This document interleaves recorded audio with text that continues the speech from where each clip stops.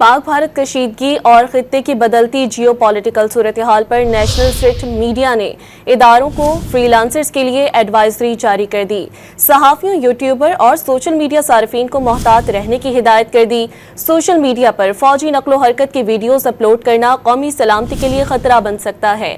National state ने हिदायत जारी की कि मीडिया और आवाम हसास मालूमात फैलाने से गुरेज करें। एडवाइजरी में खबरदार किया गया कि यूट्यूबर, सहाफ़ियों और ब्लॉगर्स को हसास मालूमात की इशाअत से पहले इजाज़त लेना होगी। डी फेक वीडियोस और झूठे बयानात के जरिए अवामी जहन साजी की कोशिशें की जा रही हैं। किसी भी मशकूक वीडियो या तस्वीर को तस्दीक के बगैर शेयर ना करें।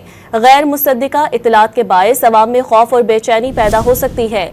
जोग्राफियाई मालूमात या मकाम से मुतालिक मवाद शेयर करना दुश्मन के लिए मददगार साबित हो सकता है।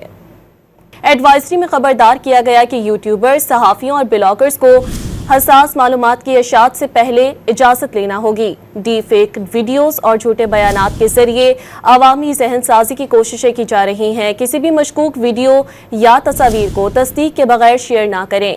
गैर मुसद्दिका इतलात के बायस अवाम में खौफ और बेचैनी पैदा हो सकती है।